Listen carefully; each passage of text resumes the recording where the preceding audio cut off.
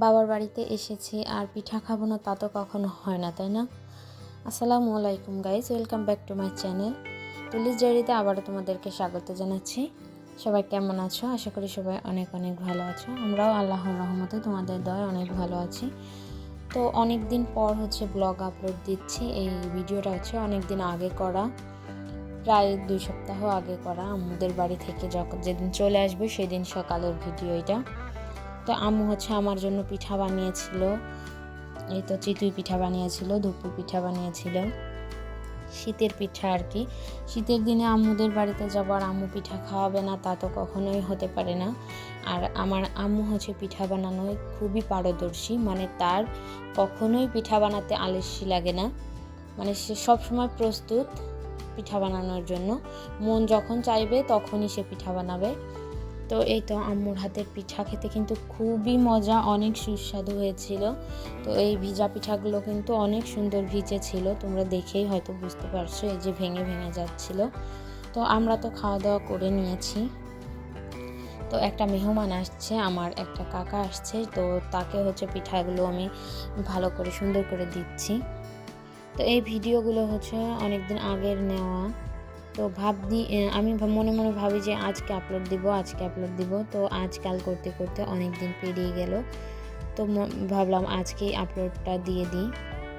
তো ভিডিওটা বানানোই ছিল, শুধু ভয়েস ওভারটা দেওয়া হয়েছিল না, এই জন্য ভয়েস ওভারটা দিয়ে আজকে তোমাদের সাথে শেয়ার করলাম ভিডিওটি। আমার রেজন বুড়োও কিন্তু মজা করে খেয়েছিল পিঠাগুলো। তো ওই দিন আম্মুদের বাড়ি থেকে আমি চলে আসবো শ্বশুর বাড়িতে, একটু মনটাও খারাপ ছিল। তো আব্বুকে রেখে আম্মুকে রেখে চলে আসতে কিন্তু খুব কষ্ট লাগে। তো তোমরা যাদের বিয়ে হয়েছে তারা তো জানোই অবশ্য কেমন লাগে এই ফিলিংসটা। তো আমারও কিন্তু খুব কষ্ট লাগছিল সকালে ঘুম থেকে উঠে। এইবার যেন আর একটু বেশি খারাপ লাগছিল, কি জন্য জানি না। তো আম্মু আর আব্বু বাড়িতে একাই থাকে। আমরা 3 বোন 1 ভাই, তো 3 বোনেরই বিয়ে হয়ে গেছে, একজন এক এক জায়গায় থাকে। তো আমার ভাইটা মাদ্রাসায় থাকে, এই জন্য ও থাকে না বাড়িতে, সবই ফাঁকা হয়ে গেছে এখন। আগে বাড়িটা জমজমাট ছিল আর এখন বাড়িতে কেউ নেই। তো এই তো নাস্তাগুলো রেডি করে আমি কাকাকে দিয়ে আসবো। তো ওদিকে চাও বসিয়ে দিয়েছি, চাও দিব।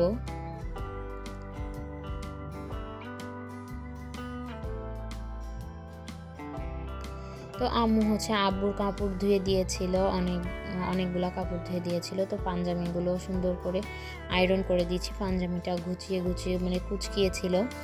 তো এই পাঞ্জামিটা আয়রন করতে গিয়ে মনে হয় কারেন্ট গিয়েছে, 5-6 বার গিয়েছে কারেন্ট। তো আমি একবার করে আসছি আর একটু একটু করে আয়রন করছি। তো আমার আব্বুর কাপড় কিন্তু আমরাই আয়রন করে দিতাম।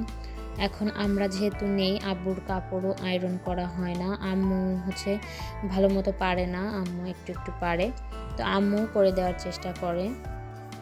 তো এই তো কাপড়টা বেশি কুচকিয়ে গেছে।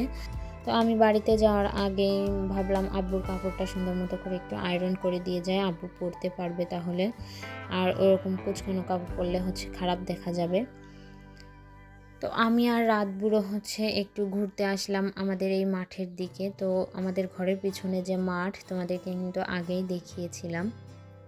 তো এই তো মাঠে ধানগুলো সুন্দর করে কেটে কেটে বিছিয়ে রেখেছে, এদিকে ঘাস লাগানো আছে। আর ওই যে ওদিকে তোমরা বালি দেখতে পাচ্ছ, ওই বালি ট্রেন লাইন হওয়ার জন্য ফেলেছে।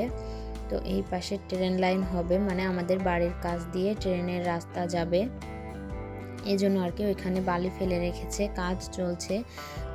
তো পুরোপুরি কিন্তু ট্রেন লাইনের কাজ শুরু হয়ে গেছে। তো কয়েকদিন পরেই কিন্তু তোমাদের সাথে শেয়ার করতে পারবো আমাদের এখানে মানে কেমন করে ট্রেন লাইন হলো। তো বাড়ির কাছে যেহেতু ট্রেন লাইন আনন্দও লাগছে, কিন্তু একটা কষ্টের বিষয় আমাদেরও অনেক জমি চলে যাচ্ছে ট্রেন লাইনের ভিতরে। তো এই তো রাতভর কিন্তু আমার সাথে মাঠে ঘুরতে এসে অনেক আনন্দ করছে, মজা পাচ্ছিল ও, কারণ আমাদের ওইদিকে মাঠ আছে কিন্তু মাঠটা অনেক দূরে। তো এই তো বাড়িতে যাওয়ার সময় হয়ে গেছে। তো আম্মু আমার 2 নম্বর আম্মুর জন্য, মানে আমার শাশুড়ি মার জন্য পিঠা বানিয়ে দিয়েছে, গোশ রান্না করেছে। এই তো ধুপি পিঠাও দিয়ে দিয়েছে, বিজানি পিঠা দিয়েছে, চচ্চড়ি দিয়েছে। তো সব কিছু মিলিয়েই মানে আমাকে বলছে তুই বাড়ি নিয়ে যা। তোর বাড়ি গিয়ে রান্না করা লাগবে না। আমি তো রান্না করি না বাড়িতে, আম্মুই রান্না করে। তো ভাত রান্না করা ছিল, তরকারি আর রান্না করা লাগেনি। বাড়িতে এসে ওইগুলাই খেয়েছি। এই তো আমরা রেডি হয়ে গিয়েছি বাড়িতে যাওয়ার জন্য। আমার রওজা বুড়িও রেডি হয়ে গেছে। দেখো রওজা বুড়ির চুলগুলো হচ্ছে কাটাতে হবে, চুলগুলো এলোমেলো হয়ে গেছে, অগোছালো। তো এই তো বিদায়ের মুহূর্ত চলে এসেছে। বাবার বাড়িতে গেলে মনটা কেমন জানি লাগে, সবার সাথে মিশি আর কি, ভালো লাগে। তো এই তো আমরা রাস্তায় বেরিয়ে পড়েছি। রেজওয়ান বুড়োরও মন খারাপ, রওজা বুড়িরও মন খারাপ। তো তোমাদেরকে একটা কথা বলে নেই, আমার রেজওয়ান বুড়োর ডাকনাম হচ্ছে রাদ। তো আমি যখন যাই বলি সেটা তোমরা ইগনোর করো। তো আজকের মতো ভিডিওটি এই পর্যন্তই। সবাই ভালো থেকো, সুস্থ থেকো, আল্লাহ হাফেজ।